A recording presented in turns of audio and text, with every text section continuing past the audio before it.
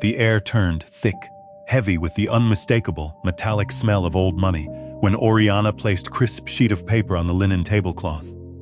It was a drafted budget for my daughter's wedding, a staggering document I had never seen the likes of in my entire 69 years on this earth.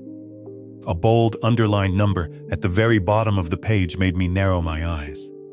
$900,000. She did not even blink as she slid the heavy cardstock across the table toward me.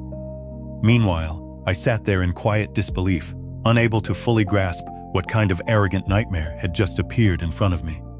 Welcome back to Dad's Real-Life Revenge. This is a very strange, twisted story. The wealthy groom's family aggressively demanding wedding money from the bride's side, hiding behind a mask of high society tradition.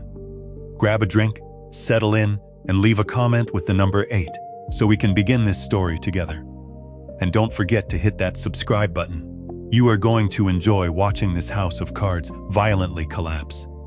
I was sitting at the Coastal Pearl, a highly exclusive oceanfront restaurant, where the sound of the Atlantic waves outside the balcony rolled in softly, sounding exactly like the steady heartbeat of a storm slowly approaching.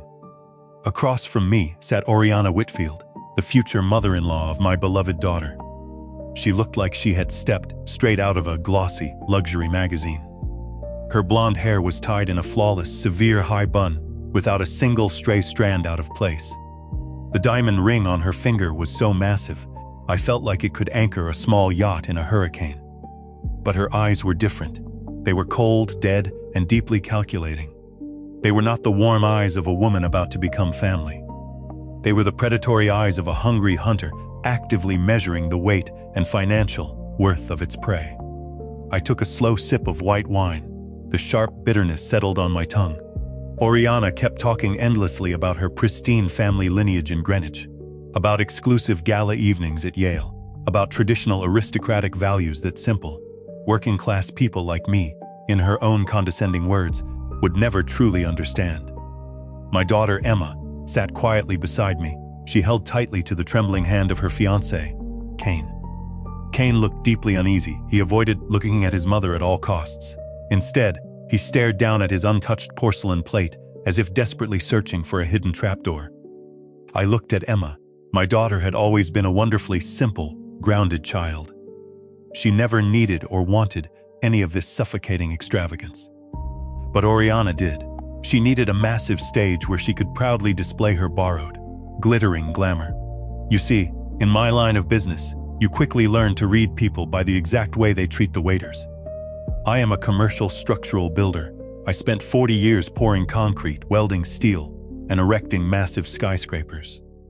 I know exactly how to test a foundation. Oriana snapped her manicured fingers at a young server, publicly berating the poor girl, simply because the expensive wine was not chilled to her exact, impossible standard.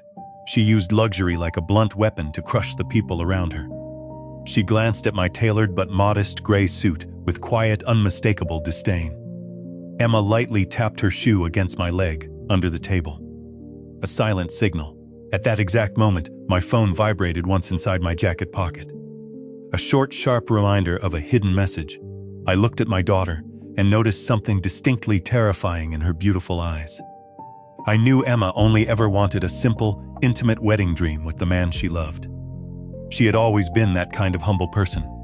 But the moment that massive, printed budget appeared on the table, I knew it was a calculated, financial black hole, eagerly waiting to swallow them whole. I smiled, the calm, unyielding smile of a veteran builder who had lived through enough devastating storms to easily recognize when a Category 5 hurricane was about to make landfall.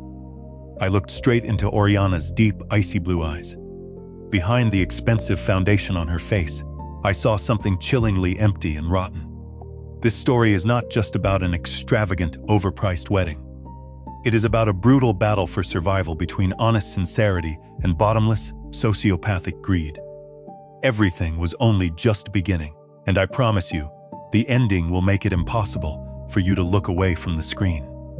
Oriana took a slow, deliberate sip of sparkling water with a kind of aristocratic elegance that felt almost theatrically rehearsed. She pushed the heavy budget paper a few inches closer to me. Her fingers carried the heavy scent of imported French perfume, and an arrogant pride she did not even try to hide. The number $900,000 was still sitting there, staring up at me like a loaded gun. Was it a beautiful plan for a joyful day, or a crushing, inescapable financial burden designed to break a young couple just starting their lives? The Whitfield family has its own strict standards, Silas. She began in a low, commanding tone that demanded absolute obedience. We come from old money in Greenwich. We studied at Yale. We do not host cheap, tacky outdoor parties with barbecue and cheap beer in a public park. This wedding represents the public face and honor of our entire family. I stayed perfectly silent. I let her talk. In high-stakes business negotiations, the person who talks the most is usually the one who knows the least, or the one desperately trying to hide a fatal structural flaw. I watched Kane. The young man kept his head lowered, his broad shoulders slumped in defeat. He would not look me in the eyes the way he had when he first asked for my daughter's hand. Something was severely wrong. A groom should look happy, proud, and protective, not like a terrified hostage who is afraid of breathing too loudly. Oriana continued relentlessly digging into the painful differences in our social class. She talked grandly about elite friends who would fly in on private jets from London and Paris. She talked about the social sacrifice of Kane marrying into a lower, working-class family. Unbelievable. She used that insulting phrase so casually, as if my brilliant daughter were some discounted, defective item her wealthy son was generously choosing to take home out of sheer charity. So, according to Whitfield tradition, the bride's family will gratefully cover most of the lavish expenses, Oriana declared, tapping her long fingernail lightly on the number $630,000. That was exactly 70% of the total budget. She looked at me down her nose, as if she were granting a rare privilege to a peasant. I know you have a small, quaint construction company, Silas. I sincerely hope you have saved enough pennies for Emma's big day. Do not let the poor girl embarrass herself in front of our influential friends. It was the hollow tone of someone deeply rotten inside. Truly wealthy and truly refined people at least understand the most basic, fundamental manners of respect. To me, it felt like a direct, violent insult to my life's work. At home, my daughter was treated like a priceless treasure. Here, she was being openly spoken of like a cheap, discounted product on a clearance rack. I saw Emma gripping the edge of the white tablecloth so tightly that her delicate fingertips turned bone white. That silent suffering only fueled the burning anger inside me even more. But it was still too early for me to understand the full, terrifying picture. I looked again at the massive diamond ring on Oriana's finger. It glittered blindingly under the expensive restaurant lights. But to someone who had spent decades working with raw, authentic materials, something about it felt distinctly wrong. It was too perfect, too flashy, just like the cold woman wearing it. A gaudy display meant to aggressively hide something rotten and decaying underneath. She thought I was just a poor, intimidated father, worried about paying the restaurant bill. She thought she could easily scare a man who built his entire multi-million-dollar commercial construction career from nothing by flashing the name Greenwich and throwing around Ivy League credentials. Kane slowly tried to raise his head, opening his mouth as if he wanted to bravely say something, but one sharp, dagger-like glare from Oriana shut him down immediately. He flinched visibly. I felt a wave of profound sadness for him, a grown man who was supposed to become the strong pillar of his own new family. Yet, he could not even stand up for himself in this crucial moment. Maybe it all came from the lifelong, toxic manipulation of his domineering mother. If my seasoned gut instinct was right, she was using her own flesh and blood like a wooden puppet on a grand stage. She was turning this sacred wedding into a hostile corporate takeover. I took a slow sip of cold water. A sudden chill ran down my spine. I was about to speak, to demand a reduction in this ridiculous budget, when I felt another vibration from my pocket. Not a single short buzz like before. This time it came 3 times in rapid, desperate succession. Another signal from Emma. My daughter looked at me with wide eyes that were desperately trying to tell me something, because I had not even checked the first message yet. I had been too busy analyzing Oriana's endless, condescending monologue. I lowered my head, excusing myself for a moment, and pulled out my phone under the table. A series of urgent text messages appeared on the glowing screen, all carrying the exact same chilling words. I read the line over and over again, my blood running cold. "Dad, he is not the groom, she is the groom." I slowly looked up. Oriana was still talking endlessly about a rare type of white orchid that needed to be specifically imported from a private greenhouse in the Netherlands. She looked flawless, but my daughter's terrifying words began echoing in my mind like a deafening alarm bell on a failing construction site. She is the groom. What did that mean? Cain was just a helpless pawn, a disposable tool she was actively using to gain entry into my family's bank accounts. Her real target was not the wedding ceremony. It was my wallet. It was my entire life savings. I took a slow, deep breath. The icy calm of a seasoned businessman returned to me, pushing aside the blind rage of a protective father. I glanced sharply at Cain. The young man still kept his head down, his knuckles white as his hands remained tightly clasped together in his lap. Now I fully understood his deep uneasiness. It was not normal anxiety about the wedding. It was the crushing guilt of someone being forced to participate in a devastating deception against the person he truly loved. Oriana seemed to notice my unusual prolonged silence.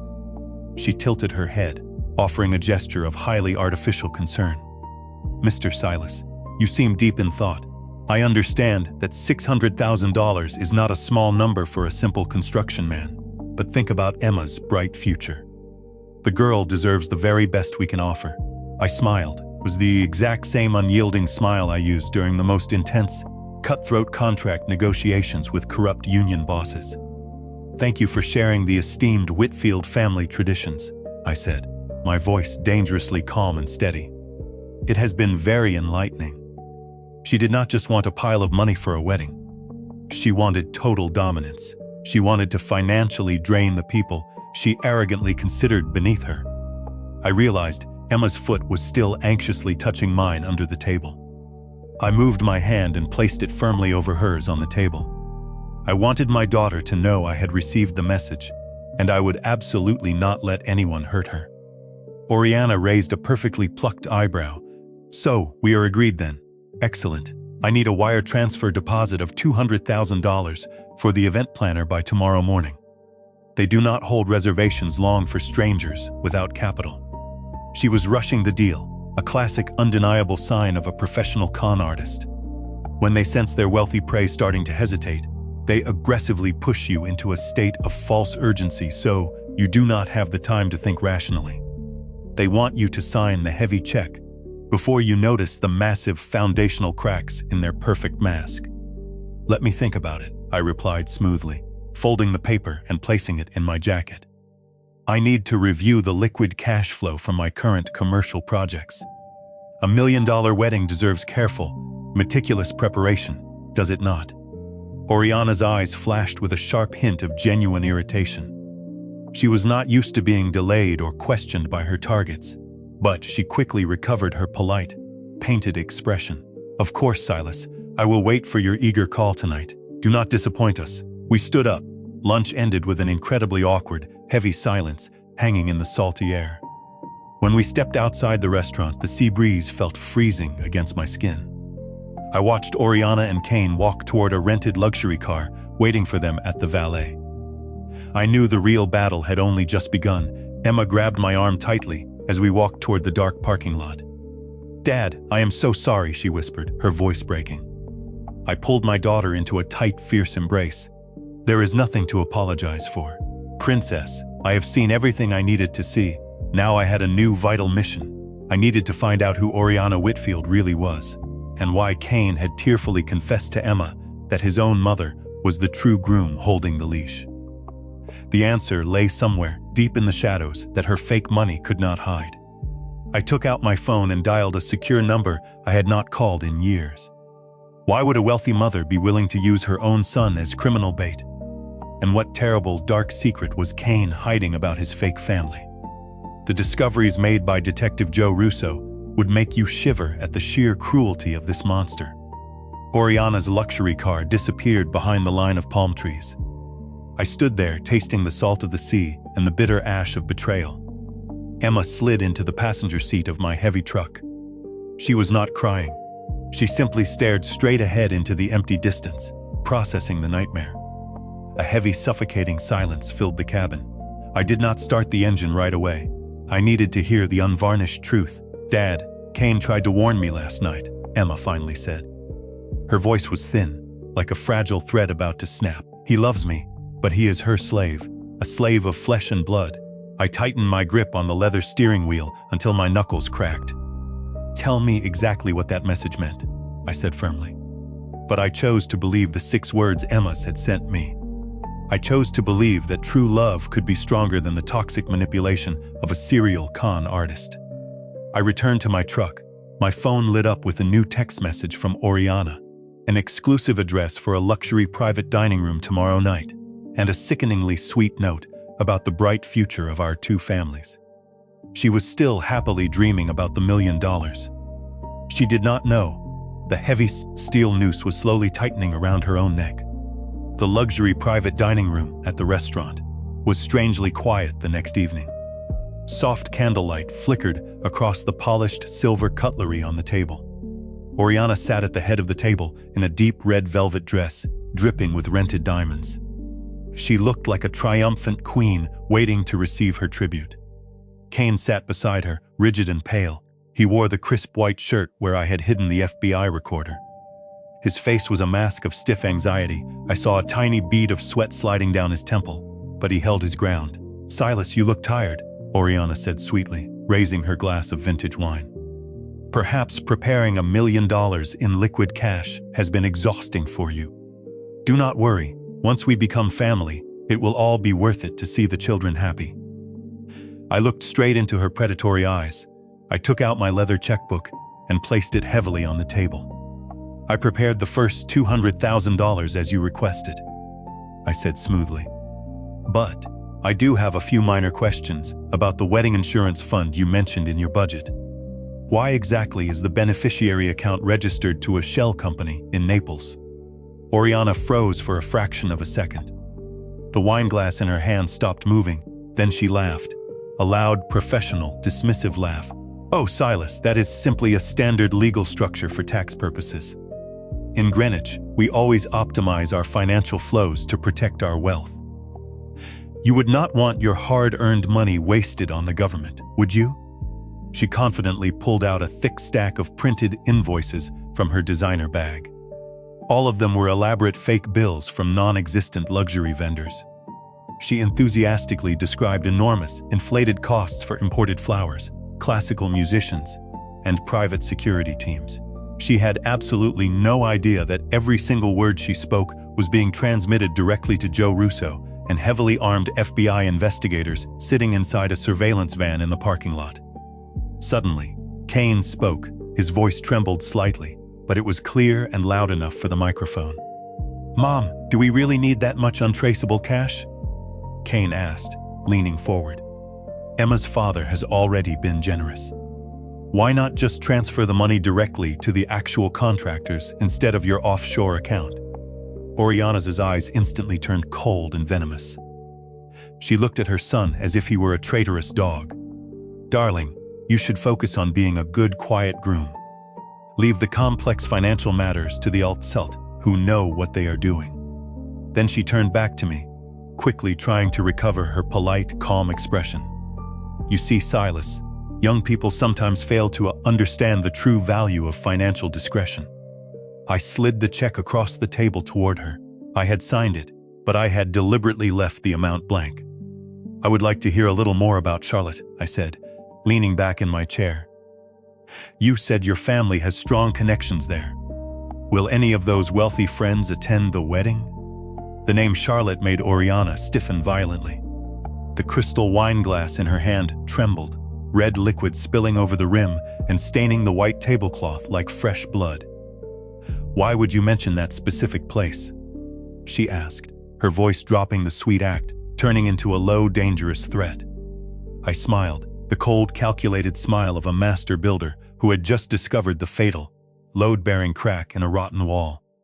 "Because I recently met an old friend of yours from there," I replied smoothly. "He said you owe him a massive apology, and about $2 million. The carefully constructed atmosphere in the room collapsed instantly. Oriana's aristocratic mask vanished entirely. She leaned forward, her eyes blazing with the raw panic of a trapped animal. "Who do you think you are?" she hissed, her voice dripping with venom. "You are nothing but a lowly, dirt-covered builder. You have absolutely no right to question me or my family." She snatched the blank check from the table, preparing to storm out. But at that exact moment, Kane stood up abruptly, knocking his heavy chair backward. He reached inside his collar and ripped the black recording device free, dropping it directly onto Oriana's expensive porcelain plate, with a loud clatter. "It is completely over, Mom," Kane said. His voice no longer trembled. It now carried the immense relief and strength of a freed man. "The FBI has heard everything." Oriana's face turned from flushed red to ghostly pale in a matter of seconds. She stared down at the tiny device, blinking with a steady red light. Then she looked wildly around the room. The professional waiters, who had been standing quietly by the doors, suddenly moved closer, abandoning their trays. They were not waiters. They were undercover federal agents. Oriana jumped to her feet and rushed frantically toward the back exit leading to the kitchen. But she stopped abruptly, screaming in shock, when a figure stepped in from the bright doorway, blocking her path. It was not a police officer. It was a middle-aged man with a long, jagged scar across his forehead. The missing victim from Naples that Joe Russo had tracked down. The moment Oriana saw him, she let out a horrified, guttural cry, as if she had just seen a ghost rise from the grave. They always believed that gray hair meant we had forgotten how to fight. But the truth did not end with a simple arrest. Another explosive, life-altering secret about the real connection between this man, Oriana and Kane, was about to be revealed right there in the middle of the dining room. The man who stepped out of the shadows was Arthur, the desperate father everyone thought had disappeared or died in Naples. Oriana stepped backward, her hands shaking violently. The color completely drained from her face. The expensive foundation on her skin could not hide the sheer, unadulterated terror twisting through every muscle in her body. She stumbled over a fallen chair and collapsed onto the hard floor. Federal agents closed in swiftly. The sharp, metallic sound of heavy handcuffs snapped through the quiet room.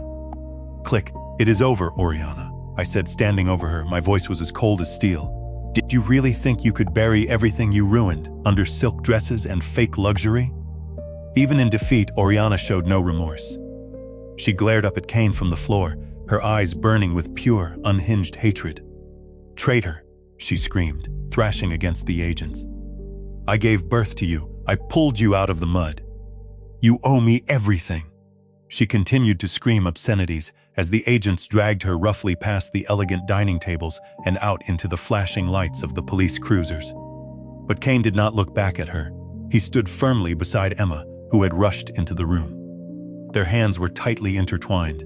For the very first time in years, I saw his broad shoulders relax completely. The crushing, invisible weight of lifelong slavery had finally been lifted from his chest. The massive federal trial lasted 11 exhausting months. It was a dark journey through the twisted mind of a sociopath. Joe Russo worked relentlessly without rest.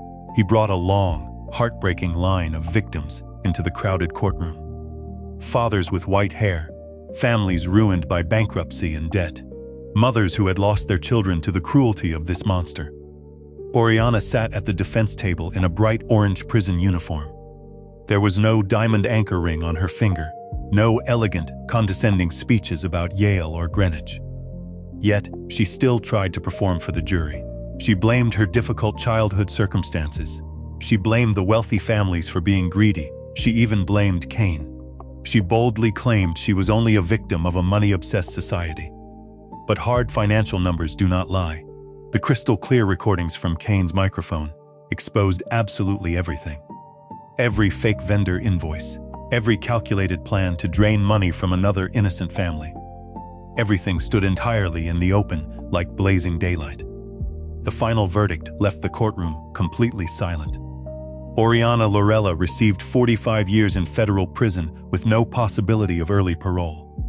Roger, the hidden accomplice managing the offshore shell accounts, received 12 years. When the judge heavily struck the wooden gavel finalizing her doom, I saw a single silent tear slide down Kane's cheek. It was not pity for the woman who raised him. It was the profound relief of a damaged soul finally escaping hell. It seemed like everything had finally ended. Justice had been ruthlessly served. The criminals had paid the ultimate price for their greed. But when we stepped outside the courthouse, surrounded by flashing cameras and former victims embracing each other in tears, Arthur approached me through the crowd. He handed me an old folded piece of paper that had been discovered hidden inside Oriana's personal archive during the FBI raid. He looked at Kane, who was holding Emma, then back at me with a deeply complicated, pained expression. "Silas, you should read this," Arthur whispered, his voice cracking. "This is why she kept Kane under such ruthless control all these years. It is not only about the fake accident from years ago. She fabricated that crash entirely to trap him." I unfolded the yellowed paper. Crooked handwriting from more than 20 years ago appeared on the page, along with a birth certificate and DNA results. My breath caught sharply in my throat. It was a secret about blood, a shocking truth Kane himself had never known. A revelation that could completely redefine the meaning of the family we had fought so hard to protect. Sometimes the greatest, most profound victory is not putting a criminal behind bars. Sometimes it is bravely facing the painful truth about the people we love most. The secret about Kane being the real, kidnapped son of Arthur, one of Oriana's very first victims in Atlanta, had finally been revealed.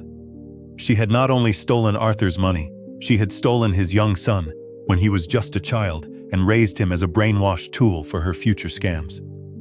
I looked at Kane. The revelation had broken him, but it also set him truly free.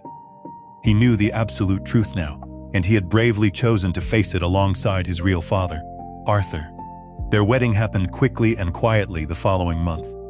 The entire beautiful ceremony cost exactly $520 for the legal paperwork and a few fragrant bundles of wild flowers. There were no imported orchids, no fake aristocrats, and no million-dollar budgets. I stood beneath the massive old oak tree in my sprawling backyard. The warm evening breeze moved gently through the green leaves. There were no elegant crystal wine glasses clinking together. No unfamiliar, snobby guests from Paris or London. Only the genuine laughter of a few close friends, the warmth of true family, and the comforting smell of freshly cut grass. Emma stepped out onto the lawn wearing a simple, elegant white dress. It did not cost tens of thousands of dollars, yet it shined brighter and more beautiful than anything Oriana had ever worn. Kane stood waiting for Emma beside the sturdy wooden arch I had built with my own hands. When the pastor joyfully pronounced them husband and wife, Kane turned toward me. His eyes were wet with happy tears. "Thank you, Dad," he said softly. He no longer called me Mr. Silas, he called me Dad. One simple, powerful word, but it carried the immense weight of 1,000. It was deep recognition. It was the true beginning of a real, unbreakable family. I looked toward the sunset horizon. The dark, suffocating clouds from the trial had finally passed.